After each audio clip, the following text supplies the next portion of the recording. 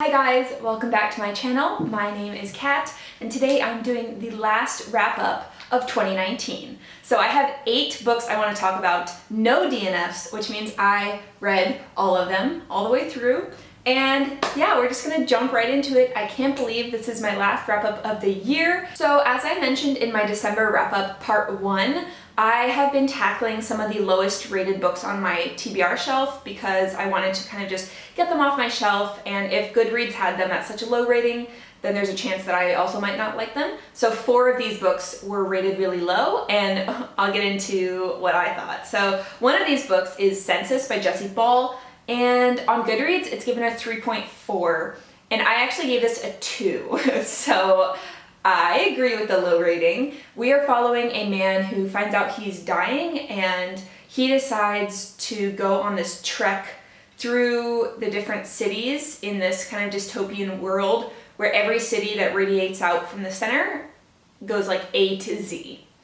And so he's going to embark on this trip with his son who has Down syndrome, and when he dies, he is going to put his son back on a train, and the son will go back to A where someone will care for him. That idea really intrigued me, and I wish that that had been more of what was happening, but actually a large portion of this book is the husband thinking about the life that they had when his wife was still alive.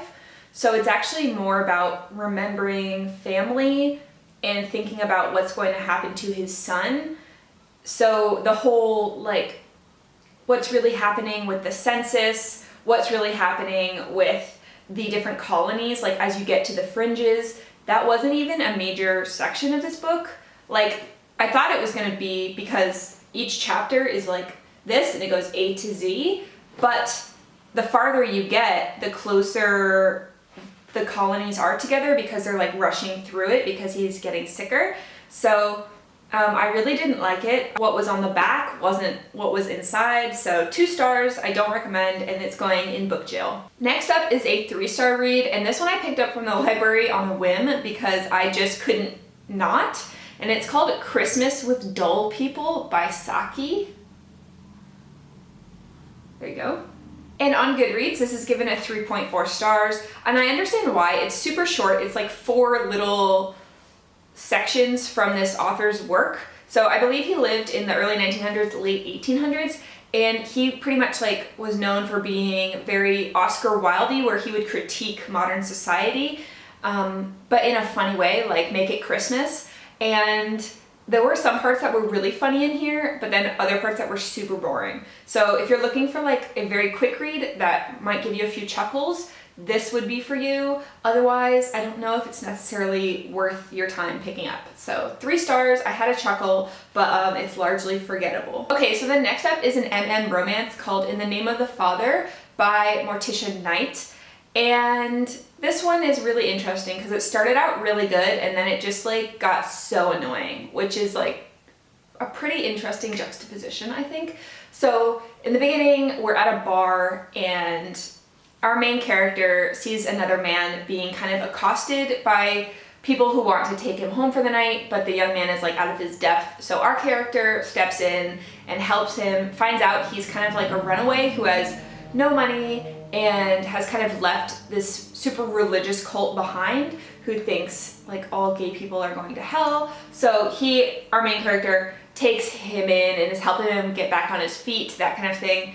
And then on top of that, there's this whole BDSM daddy-boy dynamic. The point that was annoying was that just they said daddy and boy so many times. I'm like, in a room where there's only 2 people, unless you're calling for them, like you can't see them, like to call them here, you wouldn't keep saying their name over and over. I thought that was a little weird writing style. So I gave it 3 stars. I did enjoy it. I just found it was annoying, and I won't be continuing on because I think I got like the gist, you know? So yeah. So next up is another 3-star, and this is Loner by Teddy Wayne. So on Goodreads, this is given a 3.4 stars, and this is essentially You by Carolyn Kepnes's 0.5.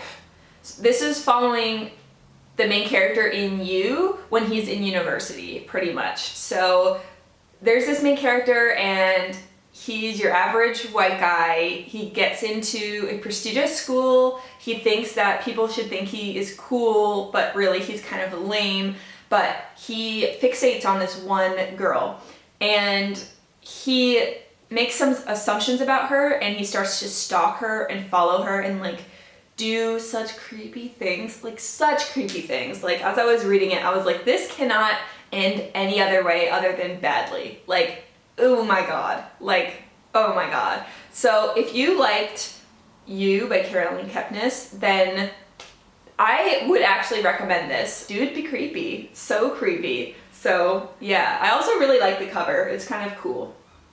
Okay, so next up is The Baby by Darrieussecq. And this was given a 3.3 on Goodreads, so it's really not rated that highly at all.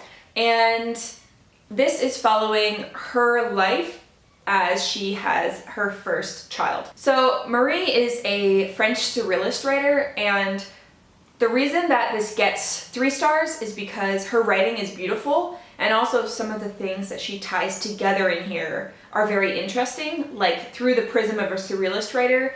The experience of being pregnant and then having a child was interesting, but then there were also entire sections which I feel like missed the mark completely for me, so that's why it gets 3 stars. I don't know exactly how to feel about it, but it's definitely one of the more interesting baby books I've read. I've read 3 this year, I think. This one, Motherhood by Sheila Heti, and then Baby Teeth, which is not a baby book. It's about a demon child, so not a baby book. Anyway. Okay, the next book I want to talk about is 3.5 stars, and it's The Turn of the Key by Ruth Ware. I read this completely on a whim. I just wanted to read a thriller that I thought was going to be really good. We're following a nanny who has taken up a post in a remote smart house in the like Scottish Highlands. The family is dang creepy. It was going to be a 4-star because it kept me on the edge of my seat like 85% of the way through the novel, but then maybe around 85% I guessed the ending, which whenever I guess the ending of a thriller, it can't be a 4-star because like the whole point of a thriller is for me to be like, holy crap, like I just had my mind blown. But I did manage to guess the end of The Turn of the Key, so that's why it gets 3.5 stars. So the next book I want to talk about is The Bride Test by Helen Hoang. This is a romance in the same world as the Kiss Quotient. I believe it's Kiss Quotient number 2. In this one, we are following Kai, who believes he has no feelings because he is somewhere on the autism spectrum, and he believes that because he didn't cry at his best friend's funeral, that he can't love and isn't fit for love. So he really doesn't want a girlfriend, he doesn't want to get married, he's kind of decided that he's going to be alone. And his mother has other plans though, so his mother decides to hunt down a wife and brings back Esme, who is going to be the stand-in wife for the summer. So they have the summer to try to see if they could find a life together, and I really loved aspects of it, and then I also had issues with other parts. So the reason it gets 4 stars is because I loved Kai so much. Like my heart was hurting because some things he just didn't understand, and I'm not sure if the autism rep is completely accurate, but aside from that, I just really, really loved him as a character and the different things that he focused on compared to what other people thought he should focus on. And then our other main character, Esme, who is coming to see if she could potentially love this man and to provide a better life for her daughter and her grandmother, is really just so powerful because she decides she's going to do the best she can for her family, but at the same time she decides she's going to do the best for herself. So she takes night classes, she works as a waitress, and she's trying to like better herself in this situation. The part that I didn't like as much was that I thought the end was a little rushed, and I just really wanted there to be like another 50 pages of development because some of the end, it just felt so rushed to me when the pacing had been so good the rest of the novel. So that's why it gets 4 stars. I do highly recommend it, and I just really liked it, and it made me shed a tear.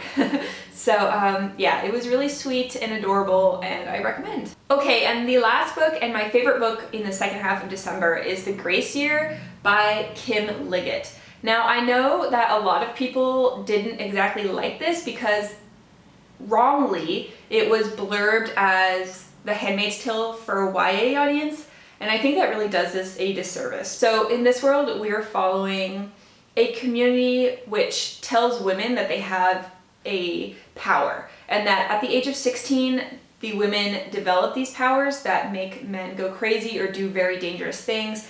So that is the power of their grace year. So during the grace year, these 16-year-olds are sent away, and they must survive in the wilds in kind of this isolated area on their own for an entire year. So the main character that we're following is Tierney, and she's kind of always stuck out in the community as the girl who doesn't try to fit in necessarily. She never wanted to be married. She wanted to be one of the people who works in either a factory or as a farmer on the land. So she has not concerned herself with trying to fit in or trying to win any of the boys' affections, because one of the elements of the grace year is that before they go, the girls are promised and spoken for by eligible 16-year-old boys in the community or husbands who have lost their wives. So she has always just kind of ignored them and not tried to garner any favor. When something goes wrong and she is promised to someone, she's kind of dealt that blow, and then she's sent away for a year. Now, the reason that I liked this so much was that there were so many twists and turns that I did not see coming. This book wasn't afraid to get very dark, and there's like mild cannibalism in here. So that's like how dark it went. I really do recommend this if you like darker elements, like thinking like if Saltkill Girls and Wilder Girls wasn't too dark for you, then this would be around the same general trifecta where it's really dark. It is for a YA audience, but maybe new adult actually, because there are some sex scenes in here, so new adult maybe. I really enjoyed it, and it's a really good dystopian. If I owned this book myself, it would go right on my shelves because I thought it was a really good new take on dystopian. One of the best dystopians I probably read this year, other than Crisped and Seared and Withered and Seared, which we know are like at the top of my list. So anyway, that finishes up my December wrap-up part 2, which means that those are all the books that I read this year. I believe I read 205 or 206 books, I think, something like that. Definitely a lot of quick romances helped boost that score, but still, 205, 206 books is about a book every 1.78 days, 1.8 days. So that's pretty crazy to me. I'm really excited. I don't think that's going to be a goal for me next year. I think next year my goal is going to be to read more good books that I think I'm going to really, really like. To take my time and not just binge read books that I think will be like good palate cleansers. So anyway, thank you so much for watching this video. I hope that you had a fabulous holiday season. I can't wait to see you guys next year, and I will chat to you then. Bye!